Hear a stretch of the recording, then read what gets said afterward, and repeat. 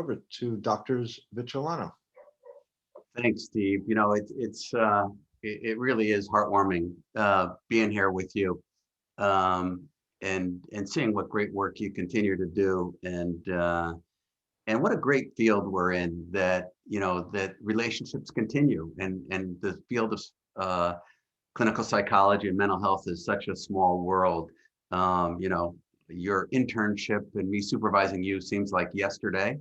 I think you have all your electronic records completed, right, from internship? Oh, wait a minute. No, We didn't have electronic records then. exactly right.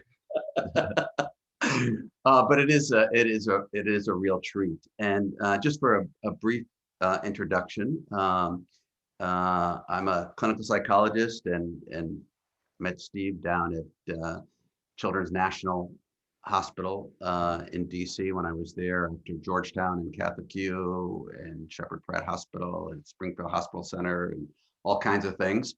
And I've been in Connecticut a long time. I was the chief child psychologist for the state, and got into all kinds of things to learn about delinquency and juvenile justice, and crisis interventions and day treatment programs, and on and on and on. And I've been at the Yale Child Study Center for 30, I don't know, 8 years, 39 years, and most recently interested in the use of mindfulness for reducing medication rates in inner city kids with ADHD. And I'm part of the neuropsychiatric disorders group, and I do a lot of supervising and I'm in practice, and we have an executive coaching company with a couple people, and so have offices in San Fran and Istanbul, and do a lot of executive coaching. I think that's enough before we get on to this really exciting topic. I'll let you, Michael, introduce yourself. I'm also a clinical instructor, faculty at Yale University, and I've been in private practice in Connecticut for about 6 months, previously having trained at Seattle Children's Hospital, where I was attending for about 2 years, and also completed my postdoctoral fellowship there with some colleagues that I'll be presenting the research in today, and also some colleagues that have implemented your Kurtz Psychology Brave Buddies program out in Seattle. So a lot of connections here today. Great. And it's a joy actually being with you here today. This isn't something that many people get to do. I never thought we'd be doing this, I have to tell you. I never thought that our careers would overlap, having this coaching company together, and, being at Yale and doing all these other things, from your days at UCLA and Tennessee and other places. It's Mass General. It's been really, really fun. So I'm excited to get going today here with this because it's a really important topic, here we are on screens as we talk about kids and screens, and therapists get a lot of questions, about how to help parents manage their kids' time on screens and social media. And so, that's the focus of today. How do we help each other and the therapist be most helpful to parents? And first acknowledging that they're frightened, they feel guilty, they're worried, especially with the pandemic now.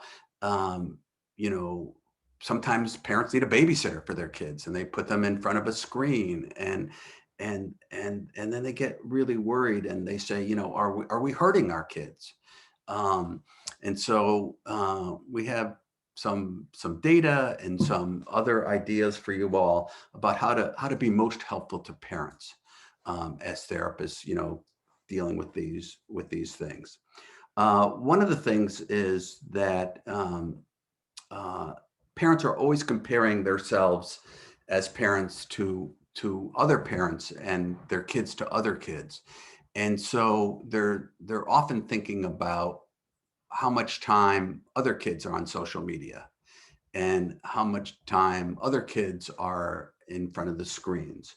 So that's something you got to take into consideration, it's kind of where they come from and where their frame of reference is around this kind of stuff. And and they're often asking us, are we hurting our kids in any way? What's this going to do to us?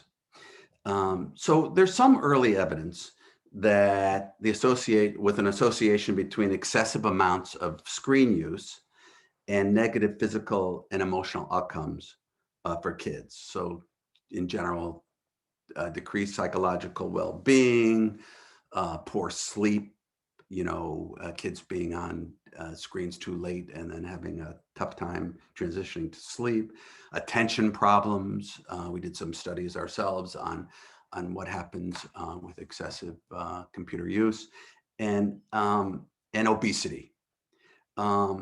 But on the other side of this, there's also some evidence that there's some potential benefits related to screen usage as well. So, for example, media and technology use can enhance certain aspects of child development with benefits from mobile health apps. You see them all over the place now.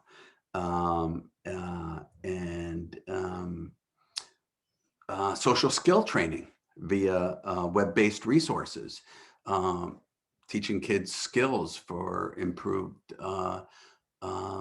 social skills, and how important that is right now when kids don't have the opportunity to be with other kids as much. My own grandchildren out west just went back to school yesterday, since March a year ago, so opportunities for socializing is so decreased. And then other positive results around video games to enhance mental and cognitive health. So you know a lot of these, right? Headspace is a really common one for mindfulness and meditation and calming apps. There's tons of those out there. There's Pride Counseling out there that people are saying is really helpful and positive. And the government's national website from SAMHSA, their helplines. So all these things are good. But in spite of this, therapists are often asking us, how do we help manage our kids' screen use? And they're desperate. Parents are desperate to be able to do a good job with this. And the number one thing to avoid are major power struggles with the kids over this. And that can happen easily when a parent gets really frustrated and says, that's it, I'm just taking it away, or I'm cutting out the internet,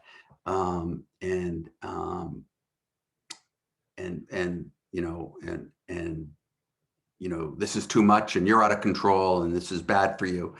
And these ultimatums really don't work. So you're going to hear a little bit more about that and how to help parents avoid that. But we can teach parents how to set appropriate rules and boundaries for things like screen access time, that in a negotiating way together, we can help kids agree on a system and then help them stay in place. And parents need help with this. They need to know their own triggers, as you all know, as therapists, either in training or in practice. And they need to take a bigger view of this. They need to assure a balance with other social activities. So, we're not going to say today that screen use should be avoided at all costs. We don't believe that, but there's got to be some balance, and kids need to be doing other things. And then lastly, and really importantly, protecting against high risk behaviors. So, it's us as therapists we want to remind ourselves who want to help think about kids' future selves. The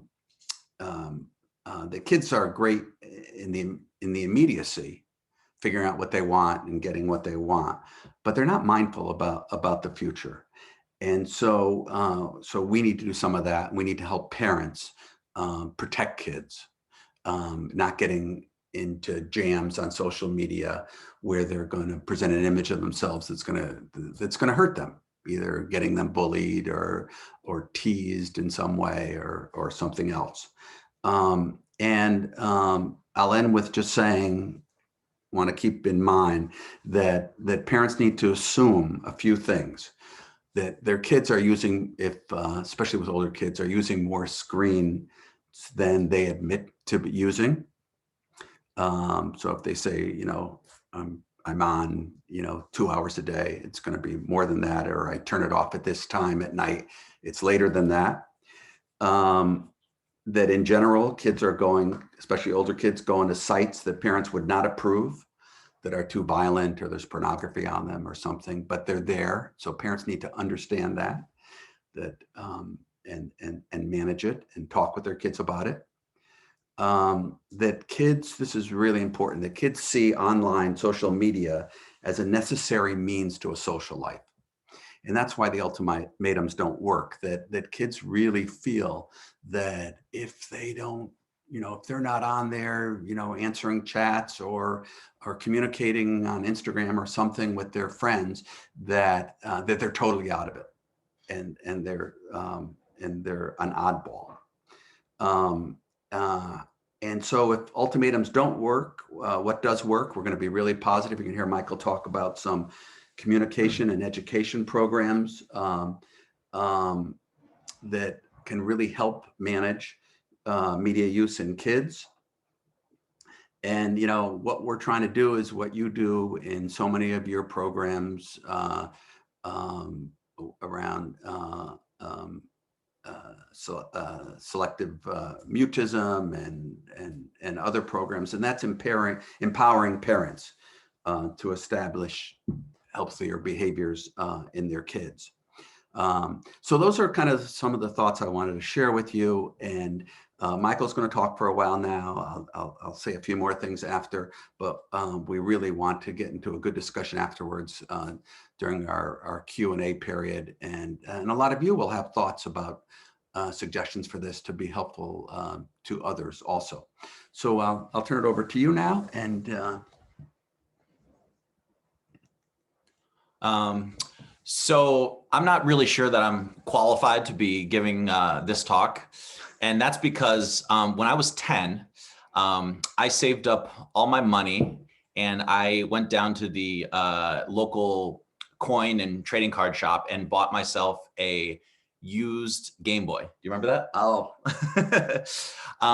and it's a terrible memory. And I played this Game Boy morning, day, and night. And I remember my friends all playing outside, and I was inside on this thing, and my parents had to literally pry it out of my hands to get me to stop playing. But so I was a lot like the kid in the blue shirt that you're seeing on the screen, that I was stuck on my Game Boy, and I was determined to beat every single game that I acquired. And then ironically, when I got to college, I wrote a paper about comparing the DSM criteria for addictions and applying it to video games, and could video games be addictive? So in some ways I was really ahead of my time. That was probably around 2003, 2004 in an abnormal psychology class. And fast forward to today, and I predict that we will probably see some sort of screen and video game addictions maybe come out in the next DSM. But I wanted to share with you guys, so I'm certainly not the expert, but I wanted to share you guys some resources for parents, a preventative intervention, and some research on the topic. So first, a general outline of helping parents to manage these difficult screen time questions for your therapists, and then I will go into a more targeted preventative intervention. The ABC model of developmentally appropriate screen time recommendations starts with at what age should kids be allowed to be given devices. And this really depends on what level of monitoring is possible, probably also on the maturity level of the child. But a child that demonstrates healthy use of a smartphone, if parents can monitor their activity to prevent problematic behavior, might be appropriate. But a child of the same age where parents can't provide the same level of monitoring, it may not be appropriate for some of the problematic behavior like cyberbullying and sexting and inappropriate age inappropriate content. So parents, so starting the conversation of what level of monitoring can parents provide, and then thinking about that with the age appropriateness. And kids with private use of their social media may not have the awareness to avoid all the activities that might affect their future selves. So parents need to think about what level of monitoring and how can they really get involved with their media use. Some resources that therapists might want to share with parents. I posted 2 here. The Wait Till 8th campaign is this movement to withhold smartphones until the 8th grade. And the website's posted, as well as Common Sense Media has done some great age grading apps, age grading for apps and video games. And they also are the leading survey and data collection for some of the data that we'll present a little bit later. Here are the American Academy of Pediatrics, which recently came out with guidelines. And more importantly than the guidelines, I think, is that they really recommend that parents get involved with media.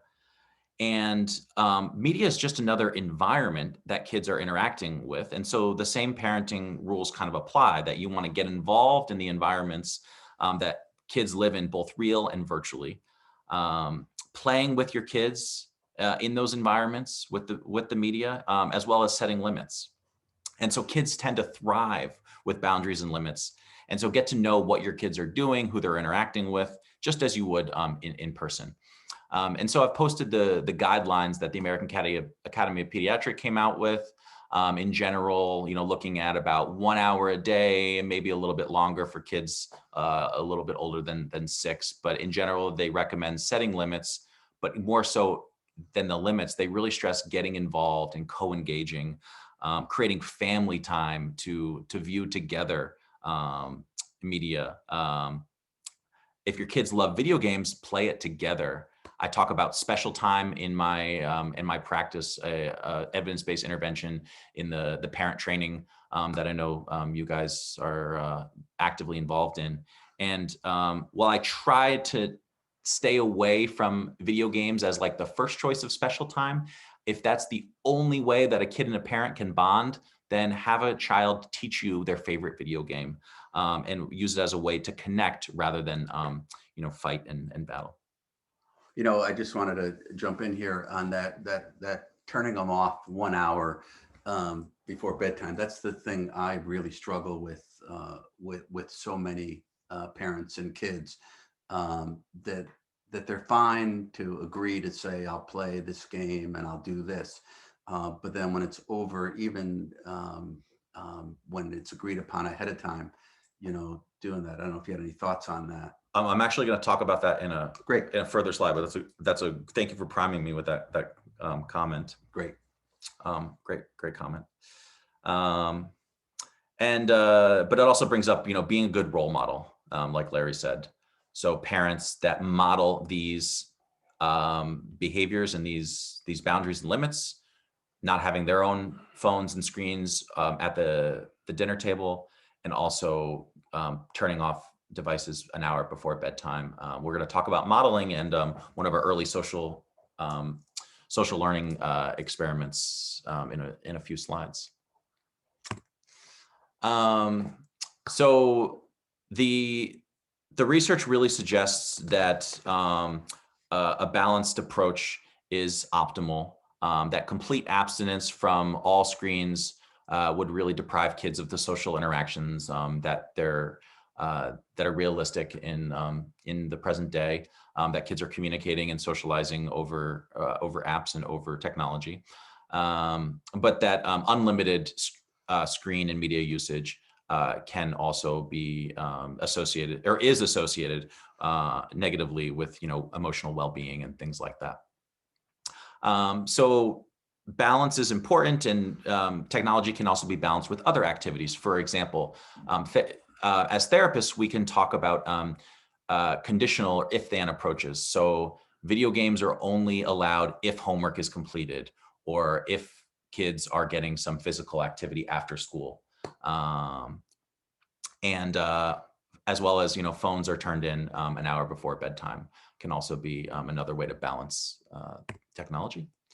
And we actually have some research on this. And this was a large scale study done in Oxford, England, where they sampled 120,000 adolescents. And what they found was really support for this Goldilocks hypothesis, that the sweet spot tends to be around between 1 and 2 hours a day for optimal adolescent well-being.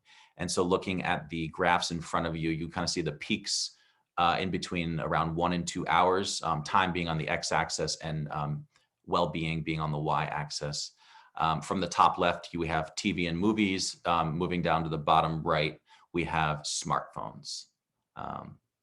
This kind of scares me because of how much time kids actually do spend on. Yeah, so we can so this is some evidence for there seems to be a negative association at the really high levels of time spent per day for adolescent well-being. So that's some of the research to support the balance. And then here's a recent study by Common Sense Media that showed that on average, tweens spend about 5 hours a day. So what are they really spending? Tweens spend about 5 hours a day on screen media. That's not included in educational or homework. And teens use about 7.5 hours per day. And here you see the breakdown that about a third of teens are essentially spending almost every waking hour on screens and devices. And that's what they're admitting in a survey. And this was a large sample done 2 years ago. And then the C of the ABC model is content restricted. So thinking about what kids are viewing and the age appropriate nature of that content. Kids learn from what they see, and what they're seeing online really shapes their social behaviors, especially these health risk behaviors, such as things like substance use and sexual risky behavior, as well as other types of delinquent behaviors. And the evidence for this is as early from social learning theory that Bandura did in his famous Bobo doll experiment, where the experimenter mimicked or imitated an aggressive action towards a punching bag doll, and then the kids were more likely to be aggressive.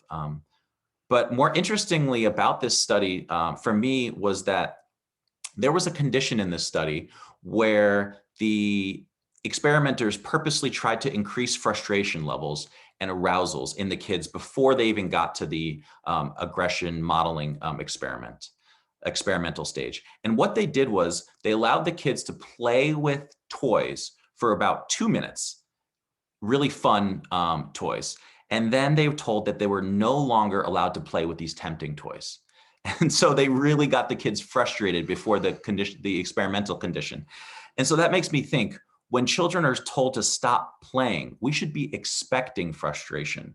So with that in mind, how can we set children up for success, knowing that we have to limit and take these things away, but knowing and expecting that they're going to be frustrated, just like the experimenters back in the 60s did, that they were trying to increase frustration and arousal levels.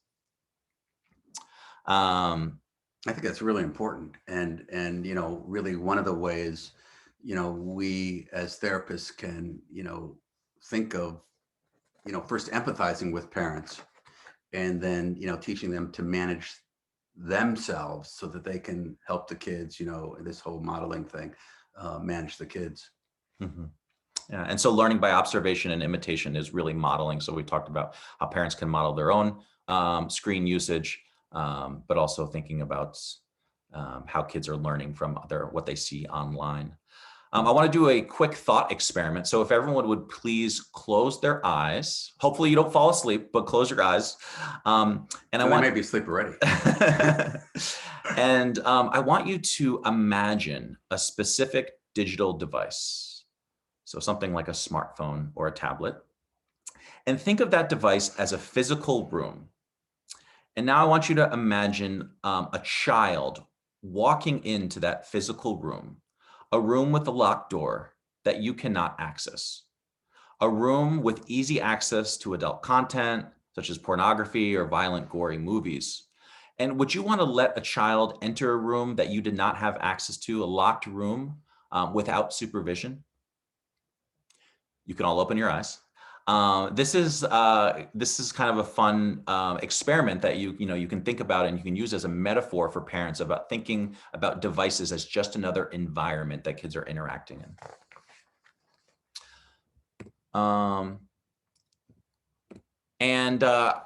This is a handout on the ABC model. It just kind of summarizes and can be a nice resource for parents about what I just talked about. The age appropriateness, the balance, and then the content restricted. And now more preventative intervention is what's called this tech parenting model. And this was developed by the research of a colleague of mine, Joy Gabrielli, who is now at the Health and Clinical Psychology Department at University of Florida. We were colleagues at Seattle Children's Hospital during my postdoc. And she developed this from focus groups and some of the research and as well as the American Academy of Pediatric Guidelines. And that is to first start the conversation and talk to kids about their media use. And parental monitoring is associated with reducing youth risks like risky sexual behavior and substance use and things. And parents that talk with kids and find out what they're viewing are better at monitoring their online behavior. The E for educate about media risks. So, for example, kids might see characters on a show drinking to excess without getting sick, and parents want to educate about the consequences and the negative consequences of substance use, but also violence, risky sexual behaviors, because kids can be exposed to inaccurate media depictions. Also, social media tends to have a lot of inaccurate depictions of things like body type and other ideas. The C is, getting involved, like I talked about, co-viewing and co-using. So using technology together, and parents can more effectively monitor children's use. As well as setting limits and boundaries and establishing those house rules. And kids who use less media time, as we saw in the study that I presented, they have better social and emotional functioning. The data we have is correlational, but I think it's really converging on this idea that really high time spent on screens is detrimental to this emotional and social functioning, and that kids really need face-to-face social interactions. So what kind of house rules might be important? So here's a handout, a resource that I provided, and you can, this is in the paper that you can do a quick Google Scholar search. But it really highlights, starting the conversation, what's your favorite TV show? What do you do on, how do you interact with your friends on social media? That would be in the T category. As well as design media-free zones in your house, like the dinner table or the bedrooms, because we know that kids that don't have technology in their rooms get better sleep at night, perform better in school, and are less likely to be overweight. So here's some examples of ways just to start these conversations. Tell me about this new application called Snapchat that you downloaded. Can you show me about it? How does it work? What's a filter? And then thinking about household rules that I just mentioned. And really maybe having that conversation together about what household rules do you think our family should have, and doing it together rather than it being kind of punitive. All right. Cecile. That was great. So a few things I wanted to touch on now, and one is how you look online and what do you say, um, as kids get older, they're so concerned about their own privacy, right? And that's part of adolescence. Um, but as you said, as parents, we've got to make sure that kids aren't getting themselves in a jam that they can't handle. So I think this is a point worth delving into here a little bit, and maybe we'll do this in your podcast style, Michael, that you're teaching me about. But that's a discussion. But how do you say to a kid, "I want your password"? How do you say to your kid, "I'm going to glance at your texts, but I'm not going to read about them, word for word. But I just need to help you make sure you're not getting into trouble." And my thought about this is it's got to start really early. That you can't just when a kid is a senior in high school say, "Oh, okay, I want to know everything about your personal life because I'm worried about you." That it's too late to do it then. But to say to a kid that when you're on screens, you have to do it in a public place. You can say that to a young kid. You got to do it in the kitchen, or you got to do it in this room, and then you can take a look. Knowing that as kids get older, they're curious. So teenagers are going to be looking at pornography. And it's, again, back to that Goldilocks metaphor, it's how much, and not getting stuck. And so, like with everything we do, we've got to really be in touch with the parents, who they are, their value systems,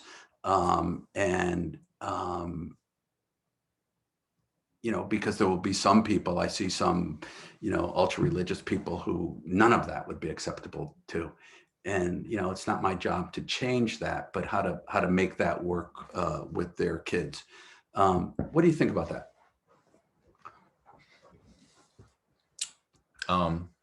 Yeah, I think, starting the conversation and starting it early, like It's a the struggle, recommendations right?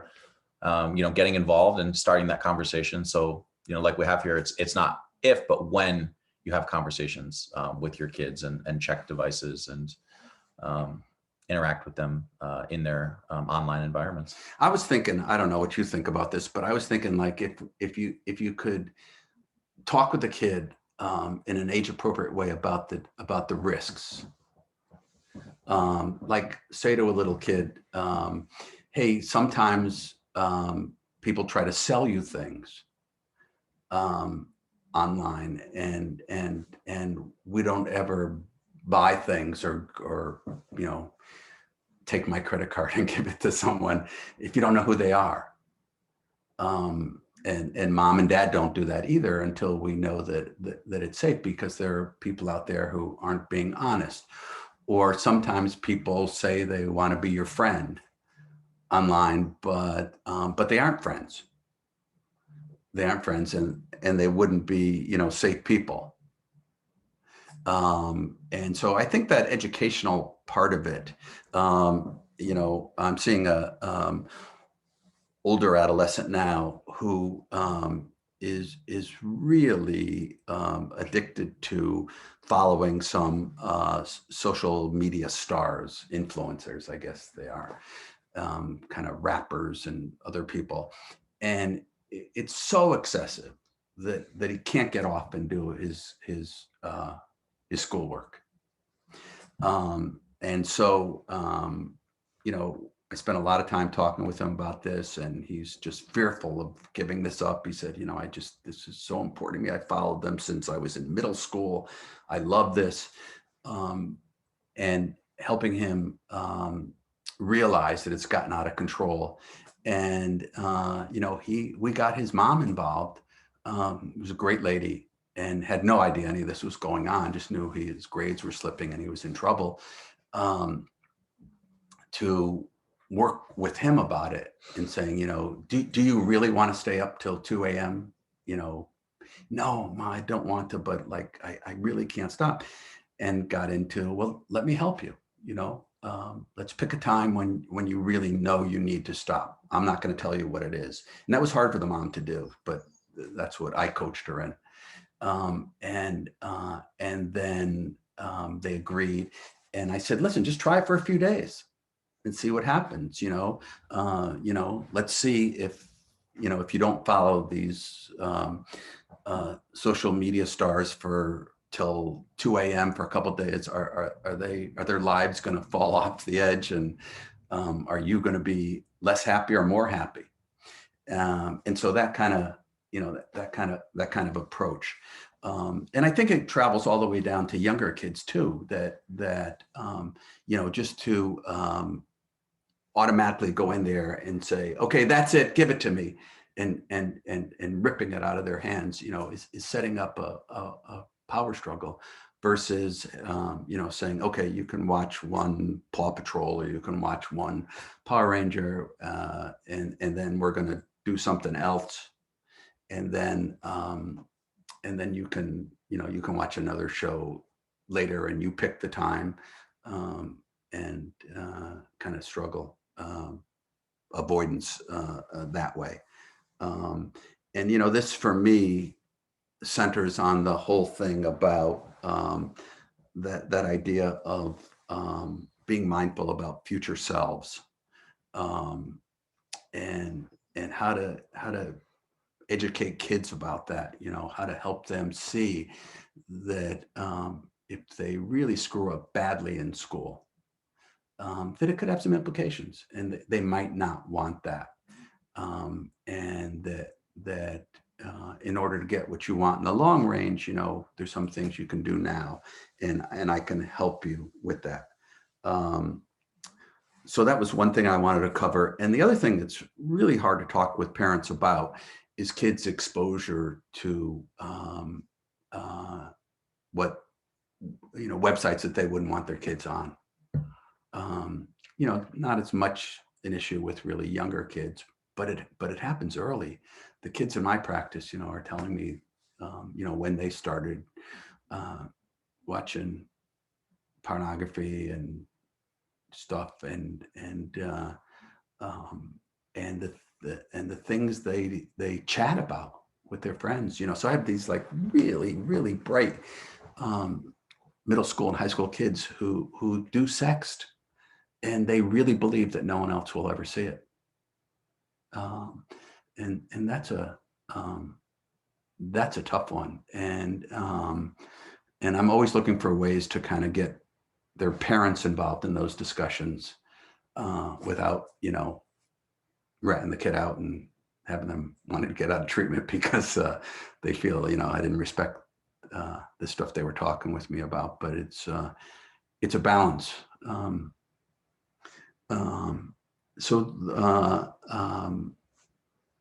Those are some of the things I had in summary, with one other thing, one final thing, and this is that it's hard for me not being critical when I talk about this, and I don't know if you have some suggestions, but that's around talking to parents around modeling. Listen, we're all too much time on these crazy devices, right? We think we do it to relax or something like that, but no one ever says, oh, I just surfed the web for 2 hours before going to bed. Now I feel really relaxed. That was just great. It's like, watching TV, people do it to relax. But they never afterwards, watch, 6 episodes of The Americans or Grey Anatomy or whatever people watch and I watch. And then say, oh, I really feel great now. That was even better than exercising or reading or something like that. No, nobody feels that way, but we still do it. So I feel like when I talk to parents about making sure they don't check their phones at dinner, or when they're talking to their kids, they really talk to their kids, and they don't look at their phone while they're talking to their kids, and that I'm being very critical. And I don't know if you have any thoughts about that, but how to do it in a better way. That's a tough conversation, but I think having those tough conversations is really important to do. Maybe just acknowledging, hey, this is a tough conversation. I'm guilty of it myself, but if we want kids to be able to get off their devices, we got to do it in front of them. And this is a tough one to talk about. But it's important. Maybe some of the guests will have some thoughts about that and how to have these things, but that modeling issue is always there for me. And kids do what we do and not what we say. And I think that's a really an important one. Steve, I don't know if you want to jump in and Open it up for questions. Yeah, why don't we take the slides down and we'll just put the, can you take this? Sure. I think I can do that. All right. we've got lots of great questions and comments coming in, so I'm sure we'll have a nice discussion. Sharing, stop share. There we go. Cool. All right. So did you guys know that although not in DSM, that gaming disorder is now in ICD? I saw that. I Yeah. saw that. Yeah. Yeah. Not DSM yet, but Yeah. I'm thinking in the next DSM. And I think perhaps more importantly than whether it's a actual diagnosis yet is on an individual person level, are there kids for whom it's clearly impairing? And I said to you guys before we went live today, every family of every kid I'm working with pretty much has been adversely affected by this and exacerbated by the pandemic experience.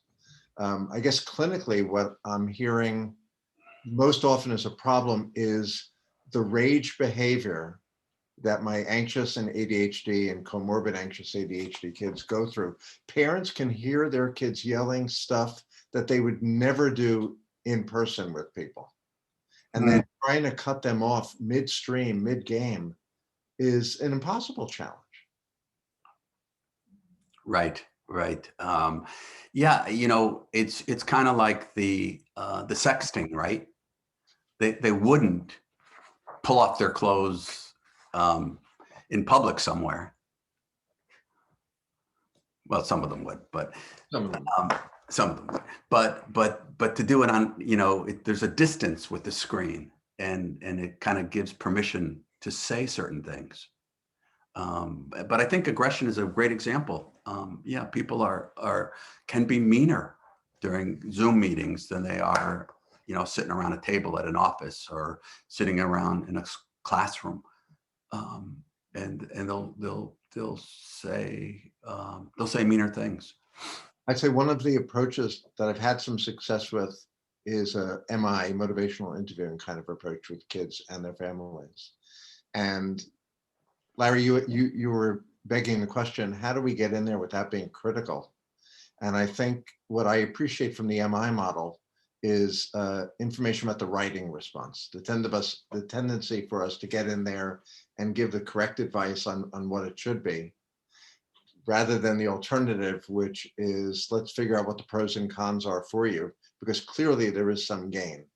And if we don't validate that gain, that secondary gain, that reinforcement, if we don't validate it and actually find a way, like from an ABA perspective, to somehow replace or find an alternative for that positive, then we're really going to be at a loss for how to change that behavior. It just becomes a struggle, right? It just becomes Right. So if you don't join first and acknowledge what kids are getting out of it, they're getting something very, very reinforcing out of it. A common colleague of yours and mine, Larry, Keith Connors, back in the day when I used to hear him lecture on ADHD, he said that game environments were the perfect learning tool because they provide just the right level and intensity and rate of reinforcement. They graduate you up so that you want more and more. This is sort of the perfect pre-programming conditioning. And that's what we're up against. Yeah.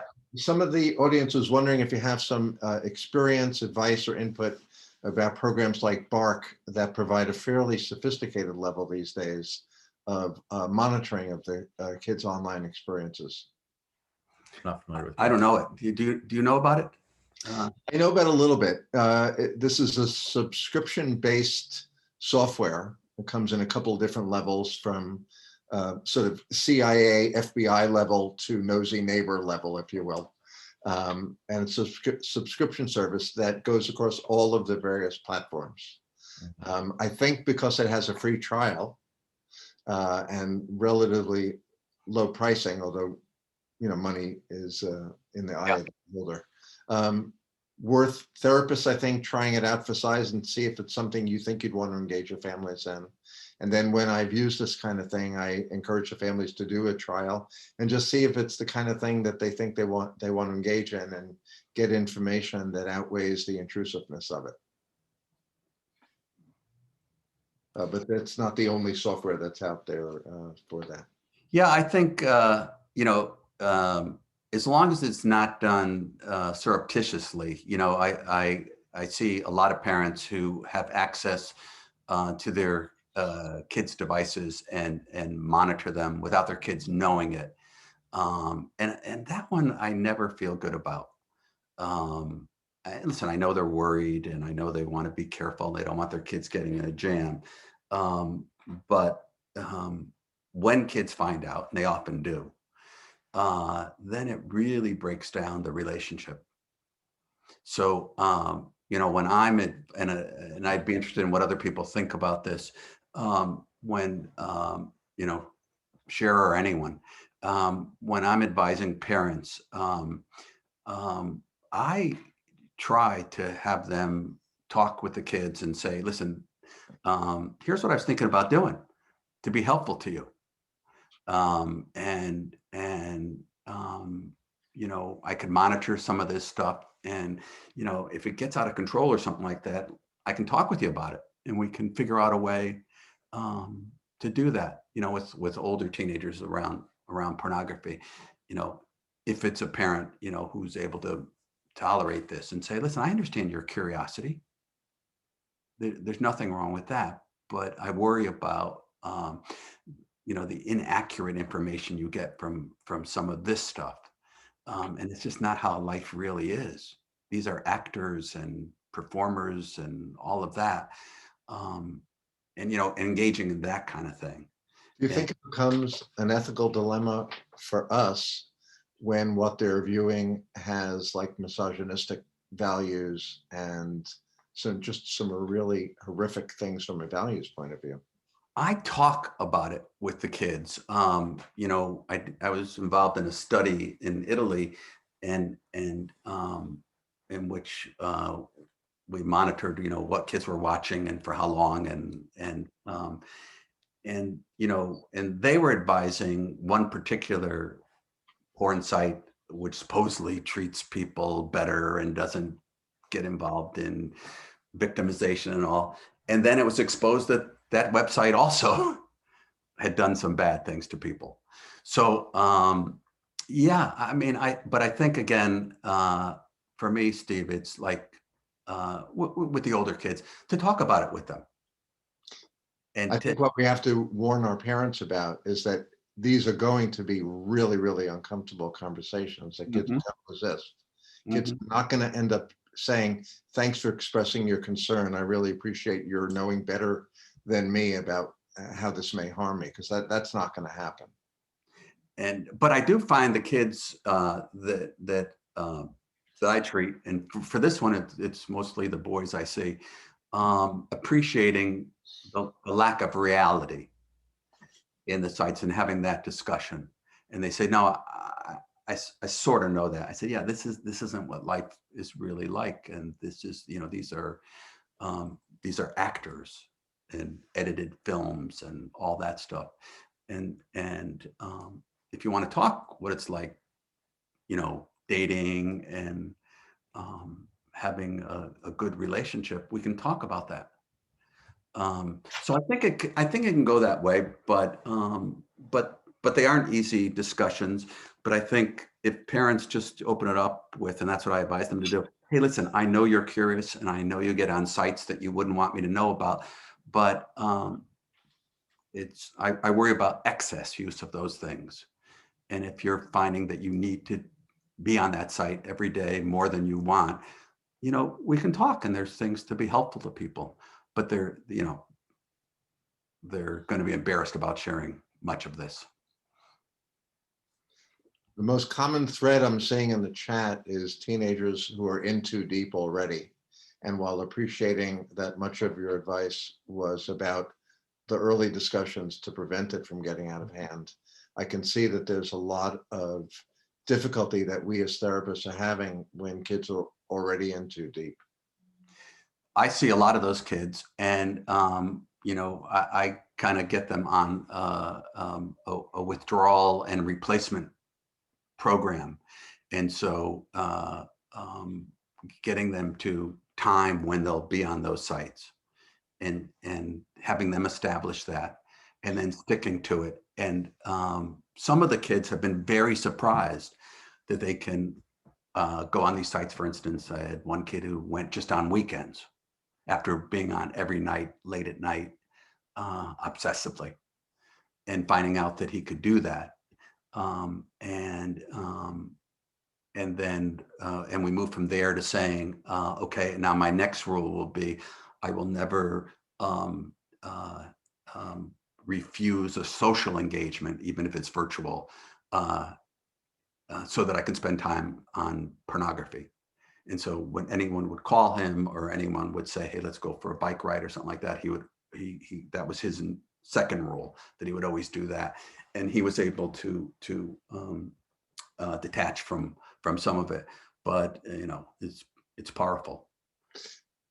A variation on the theme that I've had some success with is getting kids to self-monitor, almost as co-investigators, just to discover effects on not only on how much time, but effects on mood and behavior throughout the day. Mm-hmm.